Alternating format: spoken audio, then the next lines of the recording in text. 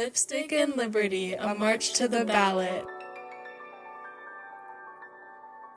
Imagine this. It's election day, and you're told your voice doesn't matter, not because of your beliefs, but because of your gender. For decades, women fought this injustice, refusing to stay silent. The women's suffrage movement, sparked at the 1848 Seneca Falls Convention, was a fight for both rights and responsibilities. The right to vote, and the responsibility to shape a future of democracy. Women like Susan B. Anthony and Alice Paul challenged a society that believed women had no place in politics. They endured arrests, hunger strikes, and public humiliation, but their efforts led to the 19th Amendment. This wasn't just about giving women the right to vote. It was about affirming the responsibility to participate in democracy and fighting for equality. Their victory was a turning point in American history, redefining what democracy truly means. Chained by tradition, the struggle of women before suffrage. For much of history, women in the United States were treated as possessions. They were handed from father to husband, with few rights or opportunities of their own. Up until the 19th century, women were unable to inherit property, earn an income, or make decisions for themselves without the approval of the men in their lives. Imagine waking up every day knowing that your dreams, education, and rights were determined by someone else. For centuries, women had no legal identity of their own. As early as the 1600s, legal documents referred to women as chattel, meaning they were considered property. The legal doctrine of coverture meant that when a woman married, her rights and property were transferred to her husband. As the 1830s legal scholar William Blackstone wrote, by marriage, the very being or legal existence of the woman is suspended. Women in these situations were often financially dependent on their husbands, with no control over their wages or property. For example, in the 1840s, the New York Married Women's Property Act was one of the first attempts to grant women control over their finances. Before then, as one woman wrote in her 1850s diary, "I have no say in the money that supports my family. My husband decides everything." The legal system didn't just ignore women, it actively stripped them of their autonomy. The United States legal system had no issue referring to women as property. Blackstone's coverture doctrine married women invisible in the eyes of the law. Women worked in domestic service, textile mills, and as teachers, often earning half of what men earned for the same jobs. Susan B. Anthony famously stated, "Men their rights and nothing more, women their rights and nothing less." Middle and upper-class women were expected to focus on homemaking and raising children. And Elizabeth Cady Stanton said, "The history of the world is the history of men's tyranny over women." Women were denied the right to attend universities until as late as 1833, and those who defied their gender roles were often accused of witchcraft. But despite these harsh realities, change was stirring. The abolitionist movement inspired women to fight for their freedom, and in 1848, the first Women's Rights Convention was held in Seneca Falls, New York. Organized by Elizabeth Cady Stanton and Lucretia Mott, it was here that Stanton declared, "We hold these truths to be self-evident, that all men and women are created equal." This was the beginning of the women's suffrage movement, a call for equality that would echo through the years and forever change the course of history. Breaking the chains of silence. For decades, women in the United States fought tirelessly for the right to vote. They marched, protested, and endured hardship, refusing to be silenced. As suffragist Alice Paul declared, "We shall not rest until the 19th Amendment is passed."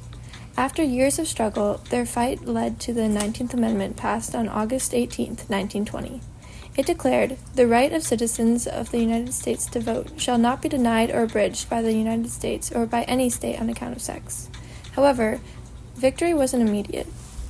The amendment needed ratification from 36 out of 48 states. One final state held the key, Tennessee. In a dramatic vote, it became crucial 36 state. And on August 26, 1920, the amendment was certified, granting women the right to vote nationwide. Much of this success was due to the National Women's Party, led by Alice Paul and Lucy Burns. Unlike earlier suffrage groups, the National Women's Party pushed for a constitutional amendment, using bold tactics.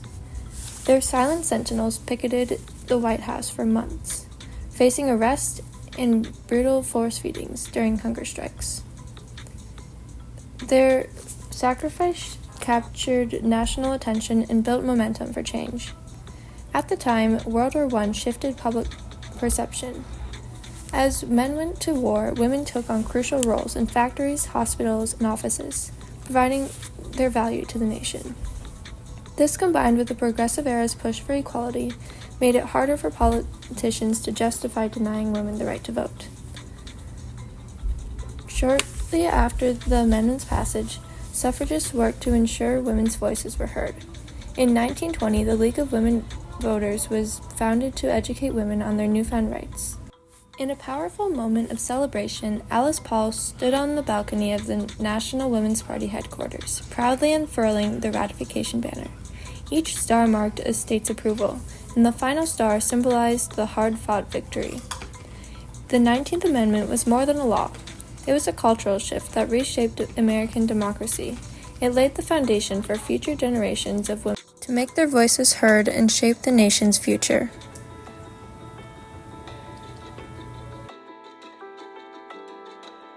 Leaving the chains behind. The 19th Amendment was a monumental victory, granting women the right to vote and advancing gender equality. However, this achievement was not without its complexities. While the amendment advanced gender equality, it did not fully address the inequality of race, class, and ethnicity.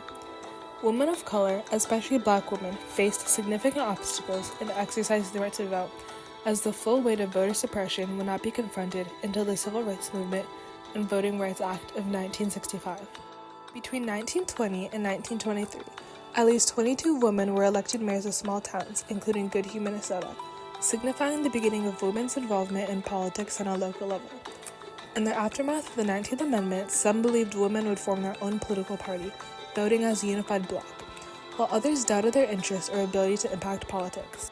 While the early turnout of women voters was lower than expected, at about 2/3 of male voter participation, the 19th Amendment opened the door to political participation for generations of women to come. Shortly after the amendment's passage, women started making significant political gains. Jeannette Rankin became the first woman elected to Congress, while Nellie Taylor Ross became the first woman governor in the United States. Hattie Caraway followed as the first woman elected to the Senate. These milestones proved that women were ready to take on leadership roles in both local and federal offices. However, the journey was far from over. The struggle for gender equality continues to this day, with women still pushing against traditional gender roles and striving for equal pay. Women today still face a 16% wage gap compared to men, and they continue to fight for representation, equal rights, and social justice. The impact of the suffrage movement can also be seen in other areas of women's rights. The victory of women's suffrage laid the groundwork for subsequent struggles, including participation in the military and equal opportunities in the workforce. However, it is important to note that the suffrage movement itself was largely led by upper and middle-class women, which created a divide within the movement as working-class women often felt excluded. In every year since 1984, women have exceeded men in voter turnout, fulfilling their civic duty and making their voices heard in ways their foremothers could only dream of. The 19th Amendment was a catalyst, but the fight for equality and justice continues, with women standing at the forefront of change in society, politics, and culture. The journey for equality didn't end with the vote. It was just the beginning, one that would fuel generations of women to fight for the rights and freedoms they deserve. The fight for women's suffrage was about more than securing the right to vote. It was about claiming a role in democracy and taking responsibility for shaping the future. The suffragists understood that rights mean little without the responsibility to use them. The passage of the 19th Amendment was a turning point in American history, expanding political participation and laying the foundation for future movements for equality. It proved that democracy is strongest when more voices are heard, but the fight didn't end in 1920. Women have continued pushing for change in politics, society, and the workplace. Today, their legacy reminds us that voting is not just a right, it is a responsibility. The progress they fought for depends on whether we continue to use our voices and stay engaged in shaping the world around us.